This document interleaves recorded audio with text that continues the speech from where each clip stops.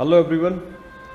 मैं डॉक्टर मोहल बैंकर हूँ, intervention radiologist और अहमदाबाद में प्रैक्टिस करता हूँ। अहमदाबाद एक ये अपना गुजरात का एक सिटी है जो वेस्टर्न रीजन ऑफ इंडिया में आया हुआ है। और ये केस मैंने और मेरे मेरे पार्टनर डॉक्टर रोजिल गांधी ने साथ में किया हुआ है। एंड इस केस स्टडी में मैं आपको दिखाने जाने वाला हूँ कि ये हील पेन की जो नई ट्रीटमेंट है उसमें कितने चंद घंटों के अंदर ये कैसे हील पेन रिमूव किया जा सकता है। तो सबसे पहले ये समझते हैं कि हील पेन होता क्यों है। हील पेन की जो मेडिकल टर्मिनोलॉजी है दैट इज कॉल्ड प्लांटर फेशियाटिस।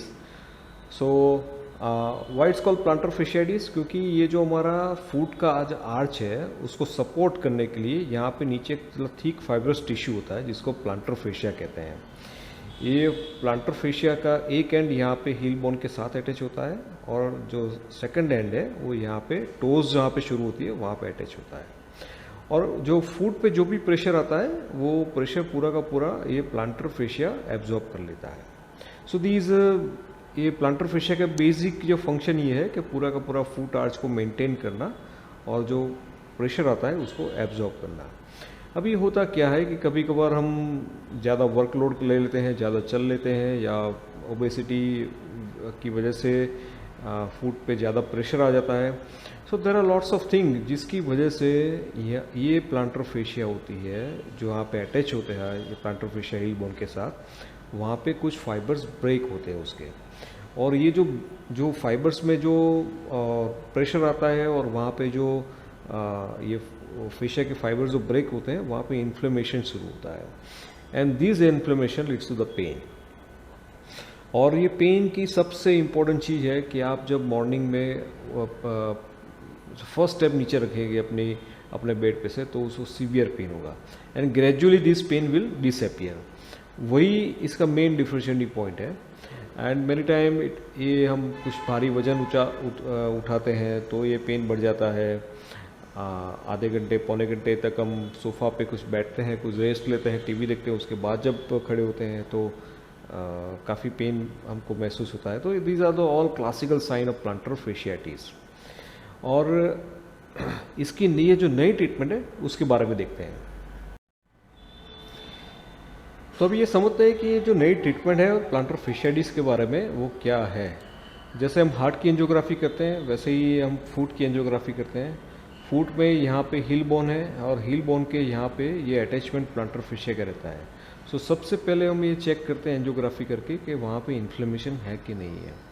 तो ये पेशेंट में देखेंगे तो यहाँ पे जो प्लांटर फेशिया की जो एंजियोग्राफी करते हैं ये सारी मेन आर्टरीज है, मगर ये आर्टरीज जब यहाँ पे से गुजरती है तब यहाँ पे आपको ये कालापन जो दिख रहा है, so this is the area of inflammation. जहाँ पे इन्फ्लेमेशन होता है वहाँ पे वास्कुलरिटी बढ़ जाती है और इसी की वजह से ये हमको एक ब्लैकनेस ज़्यादा दिख रही है। और ये एक बार हमने डिफाइन कर लिया कि ये आपका ये कालापन इधर है, उसके बाद हम ये वहाँ पे छोटे से स्मॉल एम्बोलाइजिंग पार्टिकल्स इंजेक्ट करेंगे और जब पार्टिकल्स इंजेक्ट करेंगे उसके बाद देखेंगे तो ये कालापन इधर से नहीं दिख रहा है। तो इसलिए small embolising particles have block that small vessels which is releasing the cytokines. ये जो साइटोकाइंस है वही कल्प्रिट है जो इन्फ्लेमेशन के लिए जिम्मेदार है। तो एक बार ये इन्फ्लेमेशन के लिए साइटोकाइंस की साइट हमने ढूंढ ली और उसके बाद अंदर एम्बोलाइजिंग पार्टिकल्स जब इंजेक्ट किए उसके बाद ये पूरा का पूरा जो छोटी वेसल्स जहाँ से साइटोकाइंस रिलीज होते थे वो हमने बंद कर दी, तो वो साइटोकाइंस की रिलीज रुक गई और इन्फ्लेमेशन सबसाइड हो गया, पेशेंट का पेन चला गया। ये जो पूरा का पूरा प्रोसीजर है ये बिना कोई कट, बिना कोई टाँका या सूचर के बिना किया जाता है and this half an hour procedure and patient 2-3 घंटे में चलने लगता है। So this most advance procedure. और ये करने से पेशेंट का जो मेन रूट कॉज है, जो रूट कॉज मतलब जो रोग का मेन जो रीज़न है इन्फ्लेमेशन जिसकी वजह से ये प्लांटर फेशियाटिस का रीज़न है, ये हम एलिमिनेट करते हैं और इसी की वजह से ये लॉन्ग लास्टिंग रहता है, फिर से नहीं होता है। जब बाकी की ट्रीटमेंट में जब आप स्टीरॉयड इंजेक्ट करेंगे, ये यहाँ पे कई सारे अदर मेथड के अंदर स्टीरॉयड इंजेक्ट करते हैं तो वो फेशिया को लूज फाइब्रोस बना के उसको वो उसकी जो स्ट्रेंथ है वो कम कर देते हैं। So it is steroids injections into the ये प्लांटर फेशिया के अंदर वो अच्छी निशानी नहीं है, वो नहीं इंजेक्ट करना चाहिए, बट ये करेंगे एंजियोग्राफी करके जब उसका ट्रीटमेंट करते हैं तो इट वर्क्स वंडरफुली। सो अब इसी पेशेंट की रिजल्ट के बारे में बात करते हैं। तो 3 घंटे में चलने लग गए और जब भी आफ्टर 3 आवर्स उन्होंने फर्स्ट स्टेप रखा तो इट वाज पेन फ्री। और जैसे मैंने बताया हिसाब से इसमें कोई भी कट, कोई भी टाँका नहीं लगता है, इसमें कोई हम स्टीरॉइड इंजेक्ट नहीं करते हैं। These are the small embolising particles जो इंजेक्ट करते हैं and it eliminating the root cause.